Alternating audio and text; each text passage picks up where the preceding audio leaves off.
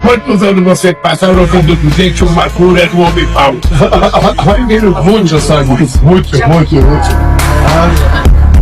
Yo tengo 17 años, papá. Yo no estoy estudiando ahorita porque yo sinceramente me voy al país por cuestión de mi futuro, pero yo realmente no me quiero ir de Venezuela.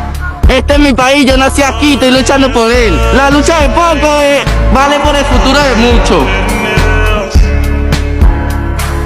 O Conselho Fiscal Nacional da Venezuela afirma que Nicolás Maduro vence as eleições do país.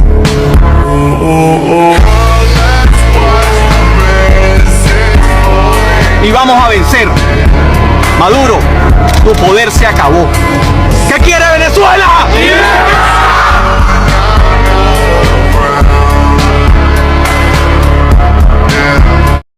Tudo bom? Bom, hoje vamos falar de uma coisa que está acontecendo e que, se continuar as coisas, vão piorar. Estou falando da ditadura da Venezuela. Bom, nesse último mês, você provavelmente viu o que aconteceu às eleições presidencial da Venezuela.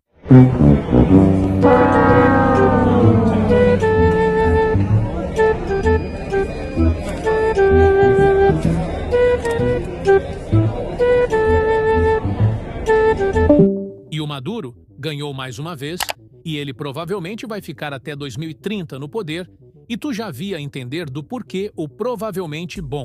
A crise na Venezuela foi algo que se iniciou por volta de 2013, e desde então. Trata-se de uma crise econômica, uma vez que a economia do país está destruída, mas também a política, ela se torna quase impossível de resolver. Atualmente ainda, a Venezuela encara uma grave crise humanitária, pois parte considerável de sua população morre de fome, o que a força a ter que se refugiar em países vizinhos. Além disso, a Venezuela vive sob a ameaça de sofrer uma intervenção militar direta dos Estados Unidos. Só é possível entender as raízes da crise venezuelana se realizarmos uma breve viagem de volta ao tempo, na história do chavismo no país. A ascensão de Chávez como figura política deu-se durante a década de 1990. Hugo Chávez era paraquedista do exército venezuelano e membro do Movimento Bolivariano Revolucionário 200, o MBR-200. O MBR-200 era um grupo revolucionário de esquerda que tinha como grande objetivo a tomada de poder na Venezuela. Chávez e os membros desse grupo organizaram um golpe contra a presidência do país em 1992, no qual o presidente era Carlos Pérez, e o golpe, que contou com a participação de Chávez, fracassou. Ele, assim como outros participantes, foi preso. Em 1994, Chávez foi anistiado pelo então presidente Rafael Caldeira e resolveu empreitar a carreira política. Em 1998, Chávez lançou-se como candidato à presidência da Venezuela e, durante sua campanha eleitoral, defendeu a necessidade de promover mais justiça social na Venezuela, por meio do principal produto da economia do país, o petróleo. Dito e feito, Chávez venceu a eleição de 1998 e, no ano seguinte, assumiu a presidência do país, por 14 anos. Ao longo desse período, Chávez venceu eleições em 2000, 2006 e 2012, além da vitória que aconteceu em 1998. Durante seu governo, Hugo Chávez realizou um amplo processo de distribuição de renda na Venezuela. Além disso, o Produto Interno Bruto, PIB, do país aumentou. O número de pobres no país caiu e a mortalidade infantil também foi reduzida. Apesar de ter tido sucesso na distribuição de renda, o governo chavista contribuiu para o enfraquecimento da democracia no país. Entre as ações realizadas por Chávez, que contribuíram para o enfraquecimento da democracia venezuelana, está o aparelhamento do Supremo Tribunal, que aconteceu quando o então presidente aumentou o número de juízes de 20 para 32 e nomeou 12 deles, os quais eram defensores do seu modo de governo. Além disso, Chávez perseguiu opositores e procurou, por meio de reformas na Constituição, para continuar no poder. As contradições do governo de Hugo Chávez criaram uma forte divisão na Venezuela, uma vez que, por meio das ações de distribuição de renda, seu governo conseguiu conquistar uma massa de pessoas que forneciam fortes apoio. Apesar disso, o governo de Chávez também criou uma oposição bastante radicalizada, que não tinha pudores em usar a força, como aconteceu em 2002, para retirá-lo do poder.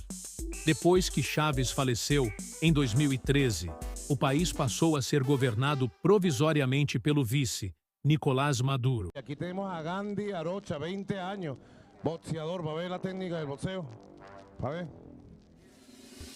Em 2013, este foi escolhido oficialmente presidente do país após vencer a eleição realizada naquele ano. Desde que Maduro assumiu, a situação da economia e da política venezuelana agravou-se consideravelmente.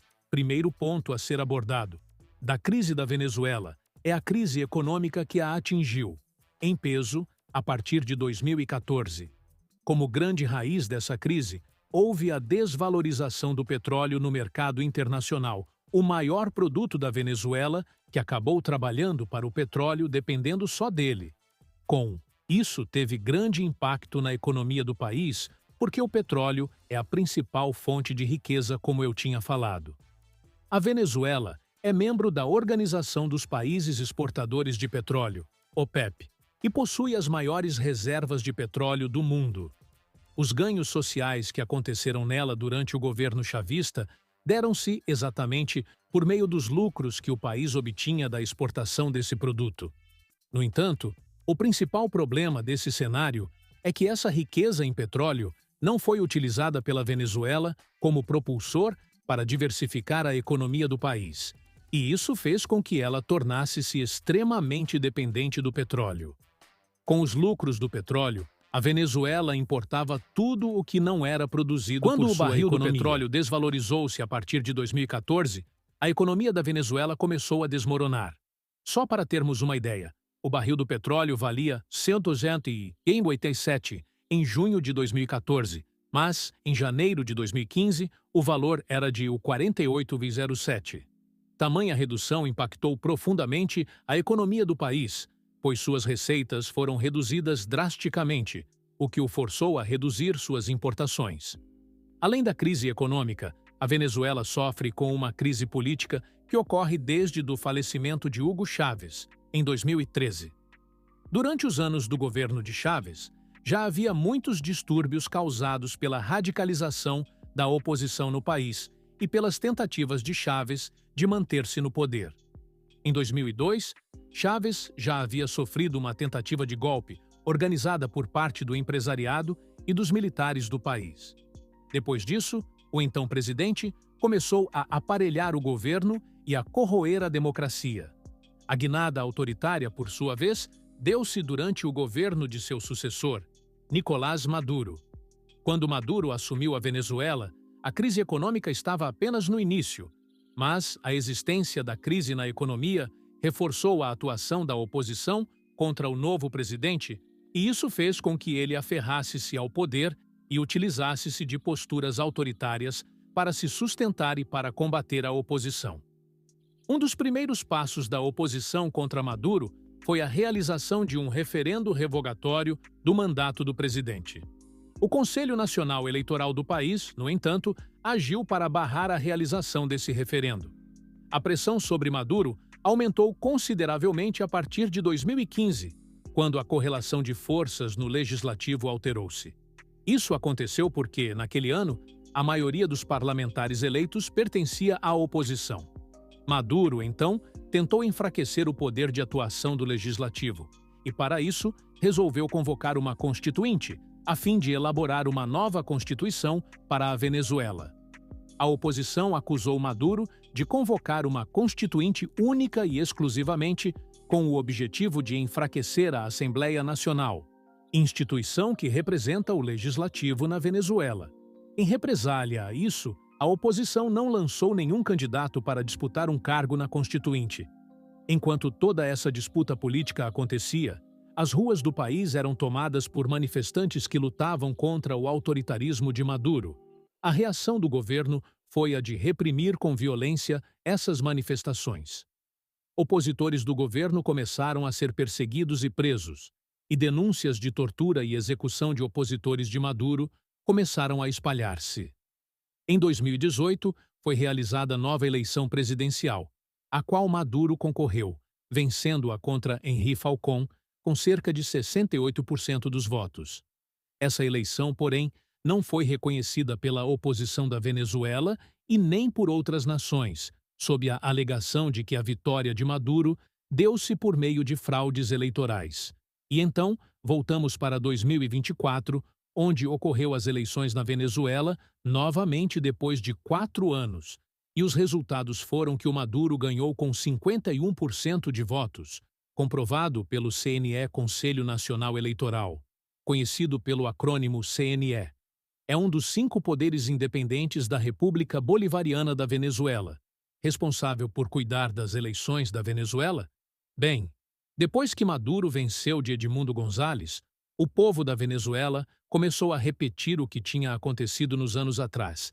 Manifestações, aí com Maduro censurando e torturando o povo venezuelano, os países como os Estados Unidos não reconheceram a vitória de Maduro assim, botando 15 milhões de dólares para pegar Maduro por narcoterrorismo. Bom, na minha opinião, o que vai acontecer com isso? Nada.